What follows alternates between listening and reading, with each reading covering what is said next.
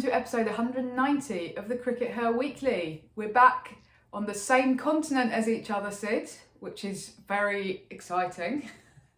And so we are filming this in the conventional way. And there's been some very big news this week.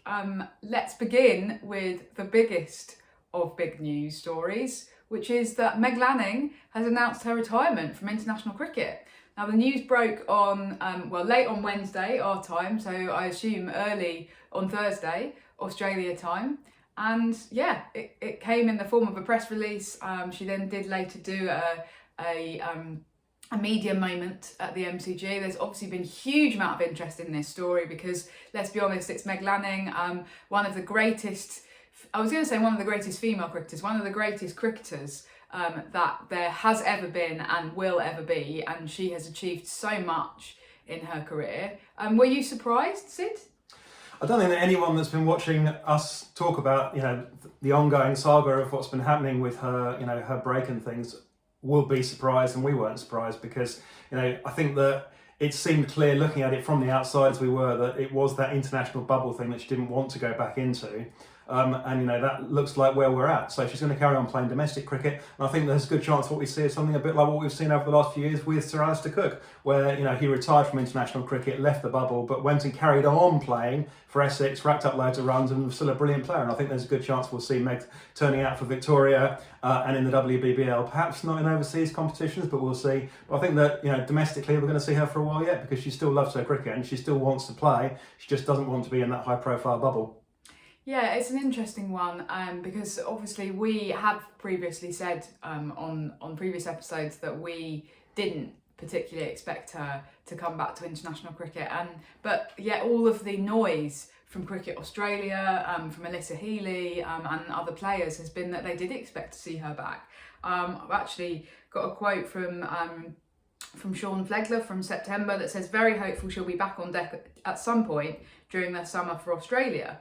And even like 3 weeks ago, she was being asked about, are you going to come back to international cricket? And she was saying, I feel I've still got that competitive edge, and I love contributing to different teams. It just feels like that this has come as a little bit of a shock to some people, particularly to Cricket Australia, and that actually, they've made themselves a little bit of a hostage to fortune by very much presenting her return in WBBL as just the beginning, rather than, let's see whether she's ready. So I feel that they maybe over-egged that pudding slightly, and that when we had previously said we think it's going to be very difficult for her to come back, there had been a lot of people poo-pooing that.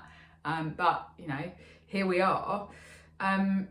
The big question, but partly based on the timing, because we're now in a position where Alyssa Healy has an injured hand, is who's going to be the captain.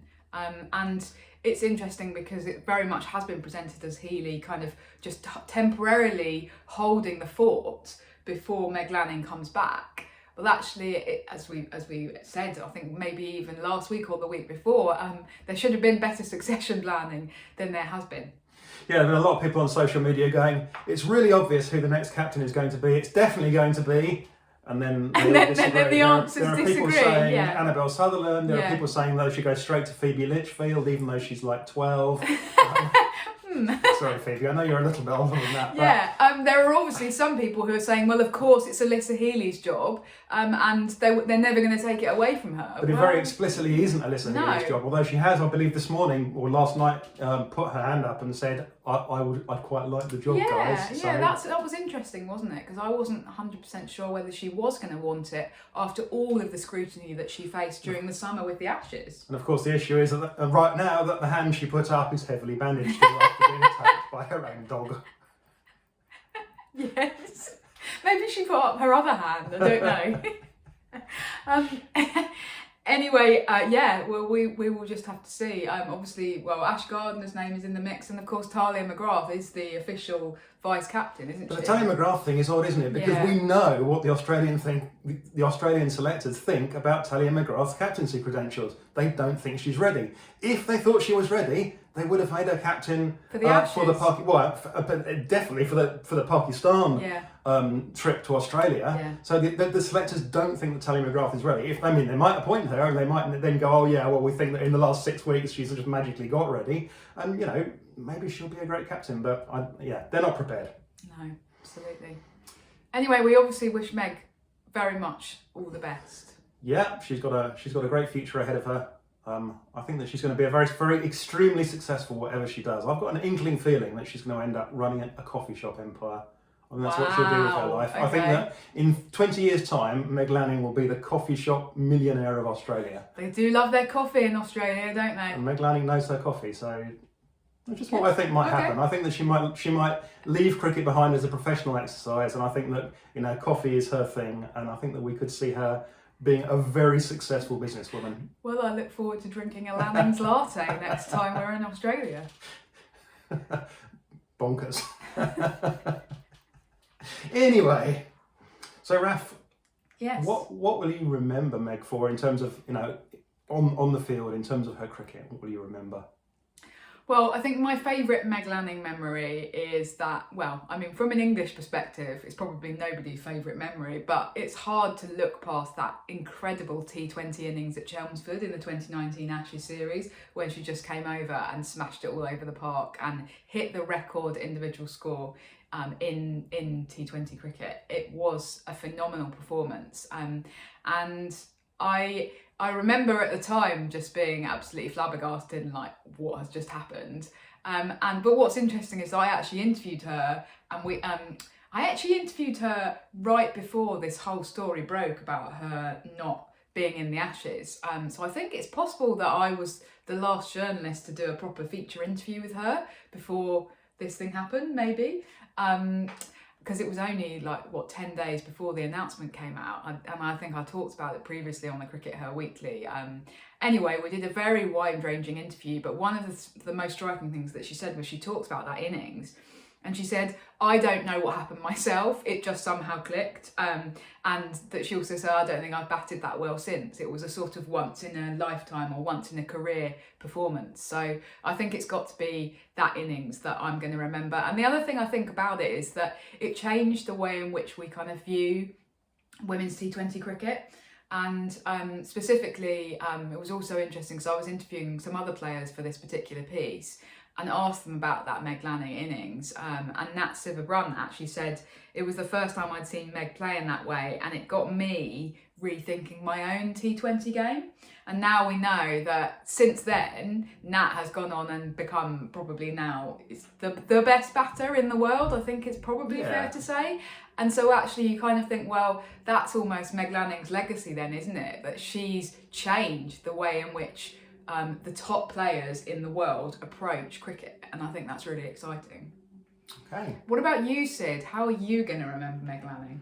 Well, I think oddly the thing that I'll remember Meg Lanning for mostly is the time that I mostly echo her name, which is Lannings Law.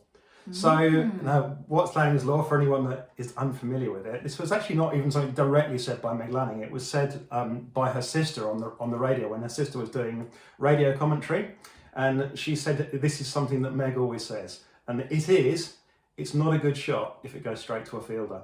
So often when you're watching cricket, especially when you're watching on television, and you'll hear the commentators go, "Oh, great shot," and it's like it's gone straight to a fielder, and then Sid will be there in the background going, "Lannings Law." It's not a good shot of it, and it tells you something about Meg's mentality. Yeah. She was very much about you can't just play your shots and look pretty. That wasn't what it was about for her. What it was about was scoring runs, and therefore if it goes straight to a fielder, it's not a good shot. So remember it. It's not a good shot if it goes straight to a fielder. Lannings Law. Yeah, that's a great legacy.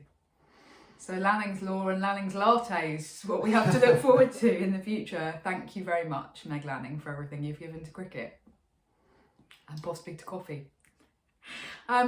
Sid, there has been other news this week, and it relates to England because we have a squad now, or we have three squads, confusingly, and we've been trying to make sense of them. So they were announced, and we're recording this on Saturday, so they were announced yesterday on Friday, and yes, so we have an A squad, because the A squad are going to play some T20 matches in India before the main squad arrive.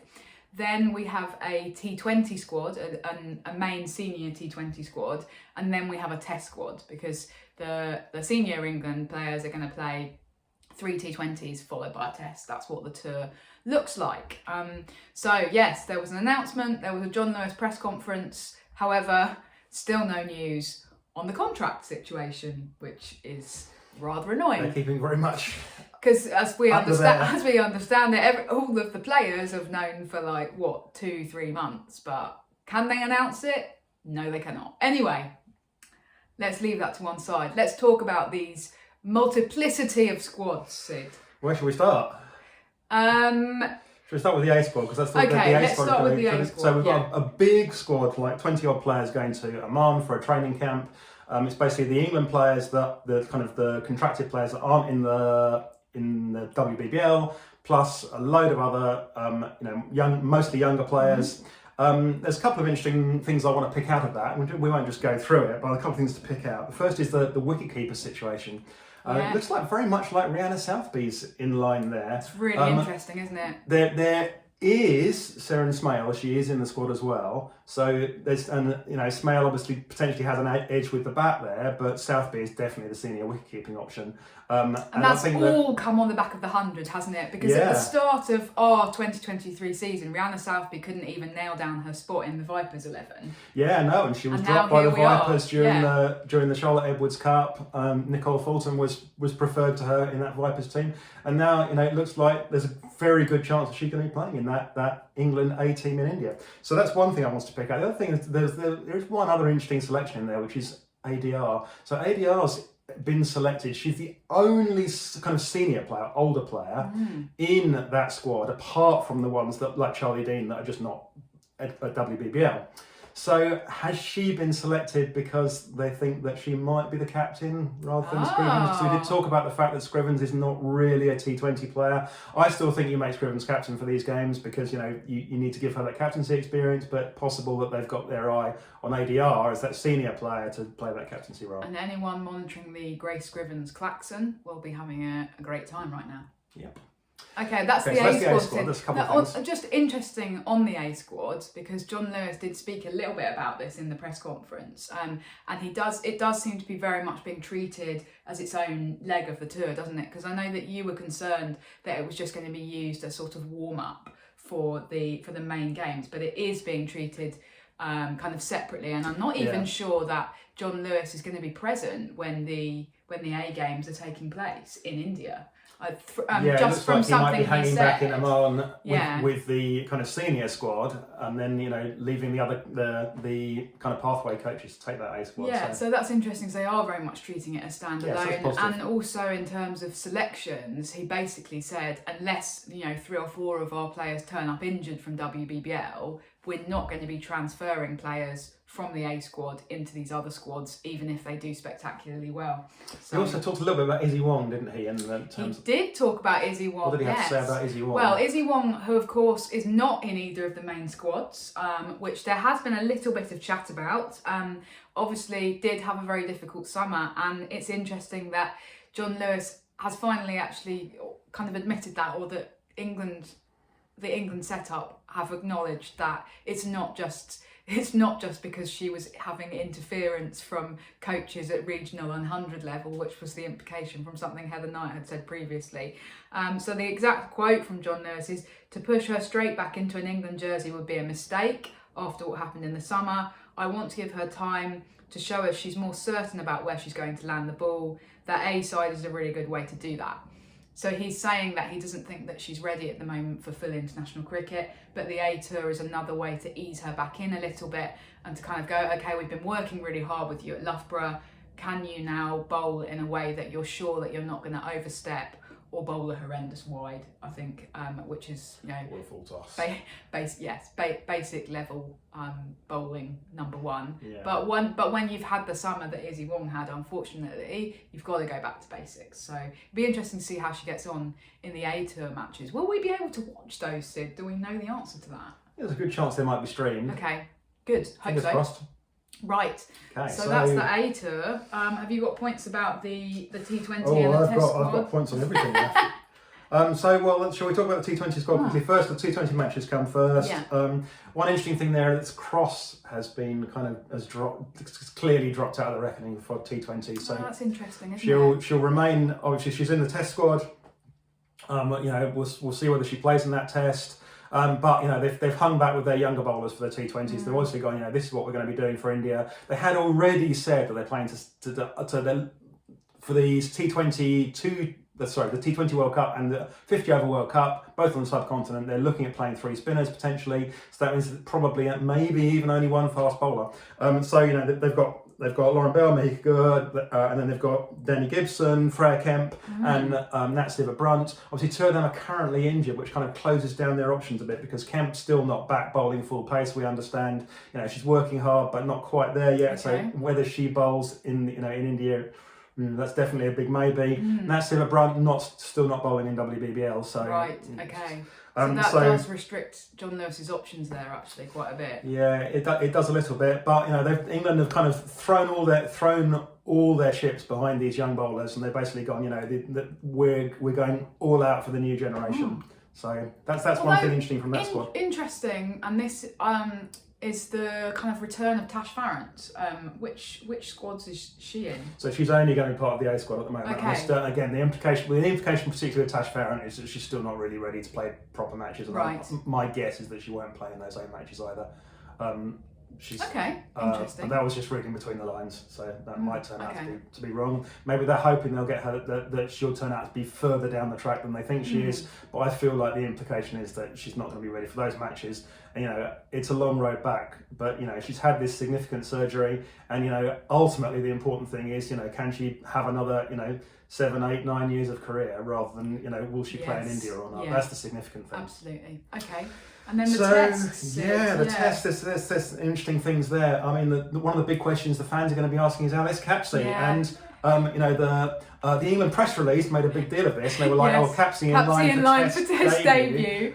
John Lewis got a big bucket of ice cold water and gave Alice Capsey the ice bath challenge. That thing on. Yeah, I do remember that. That was an interesting thing. I feel like John Lewis and the person who writes the press releases need to actually get together and have a chat before the press releases are pushed out, because the messages are very much not aligning at the moment. As you say, in the press release it said Capsey in line for test debut. John Lewis was asked about it and he said, well, yeah, she might make her test debut, but we've got 14 good players in the squad who also might play. So he was very non-committal about it actually, which I thought was interesting and perhaps implies that she isn't going to play because, of course, she isn't an incumbent because she didn't play in the Ashes Test.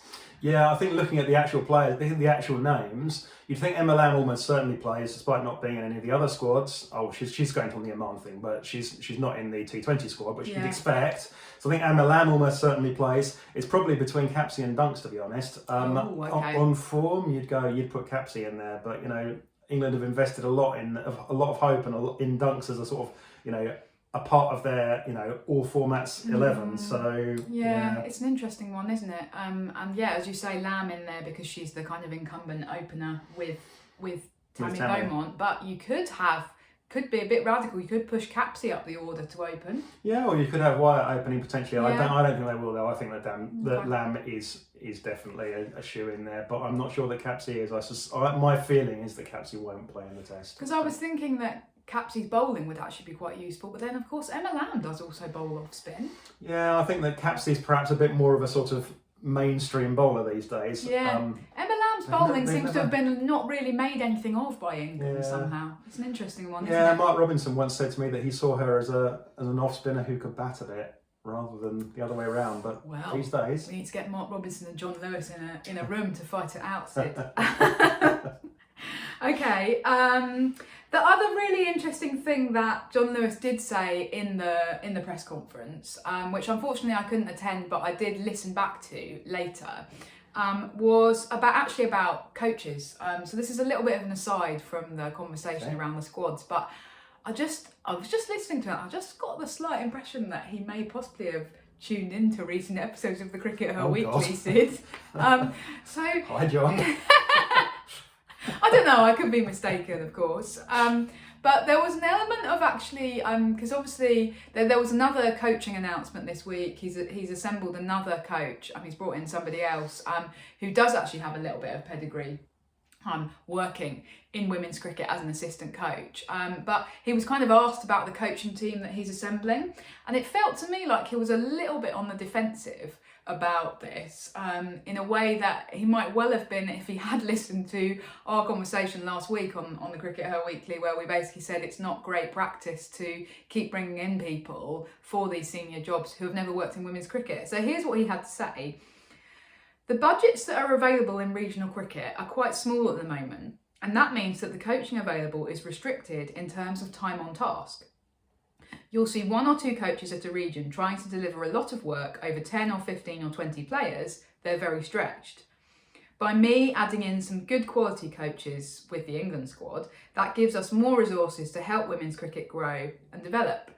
So, first of all, he's criticising the funding of the regional system, which is interesting because who controls the budgets for the regional system? Oh, it's the ECB. Anyway, so he's saying that he doesn't think that the coaching at the regions, the coaches, he's not criticising the coaches, but he's saying that they don't get enough time to work with the players. So effectively what he's saying is, oh, well, it's okay for me to bring in people who haven't had those opportunities at regional cricket because I'm giving back into the system of women's cricket and I'm making it so that everybody wins because I'm developing these coaches. So I just thought that was quite interesting. Okay. Anyway, if you are watching, hi John. Finally, this week, Sid, and I hesitate to end on a downbeat note, which we often seem to do on the CRICKETher Weekly, but unfortunately, the ICC exists, and so therefore sometimes we do have to end on a downbeat note. Now, what's happened this week? Well, listeners and viewers may well be aware. On Thursday, Jeff Allardyce, the ICC CEO, gave an interview with Alison Mitchell on BBC Stumped, where he talked about the ongoing situation in Afghanistan. This is partly in the news because Afghanistan men's team have apparently had a good men's World Cup. So there's this ongoing question of why are the ICC still giving funding to Afghanistan Cricket Board when they're patently not doing anything to develop women's cricket. You listened to this, Sid. Do you want to just give a very brief summary of Jeff Allardyce's position on this? Yeah, his position was essentially, it comes down to decisions taken by the Afghan government. There's nothing we can do about the Afghan government. We just give the money to the Afghan Cricket Board, and they have to decide what to do with it. So it's out of our hands. Sorry, guys, it's the Afghan government have made these decisions. So yeah. ICC are powerless. Yeah. Now that was Thursday. Now Friday, Sid, ICC announced they're suspending Sri Lanka cricket from membership of the ICC due to government interference. The government interference is a quote. So, on the one hand, we have an international governing body who say that they cannot possibly get involved in the affairs of a national cricket board because that is not their remit. On the other hand, we have an international cricket governing body who say it's imperative for us to get involved in the workings of a national cricket board. So which is it? Which is it? Now, we have 2 options here, Sid.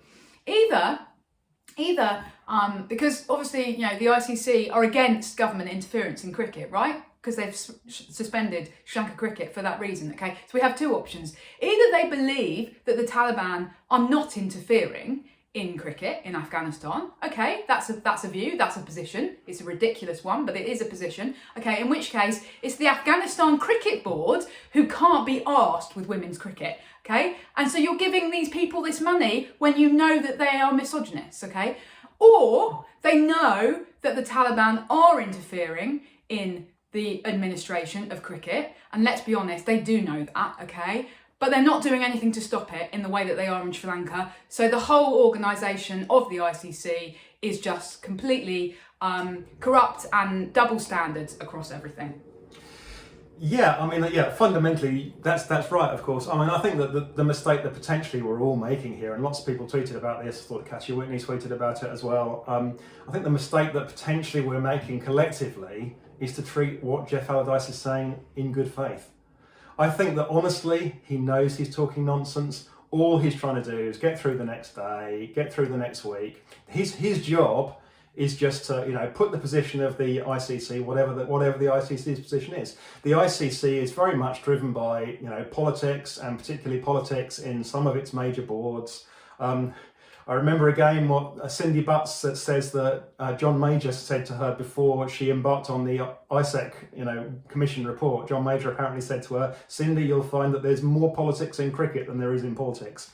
And that's what we're seeing here. And we should no more believe Jeff Allardyce's reasoning and arguments than we should believe Mickey Mouse's reasoning and arguments. Honestly, there's no point in treating it in good faith. So yes, it's inconsistent, but that's his job, is just to say whatever he can say to get through to the end of the interview. Because at the end of the day, the ICC's priorities are clearly not any kind of sort of consistent actual governance. The ICC doesn't exist to govern; it exists to parrot whatever they're told to parrot by key member boards, several of which are driven by political situations in their home countries.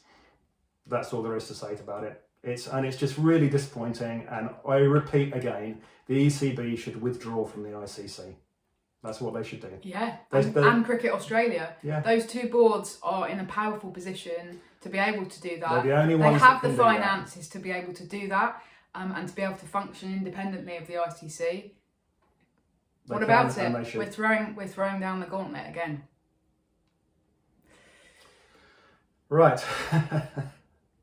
Well, sorry to end on a negative note, but hey, that's cricket, and we will see you in a week's time. Bye-bye. Bye.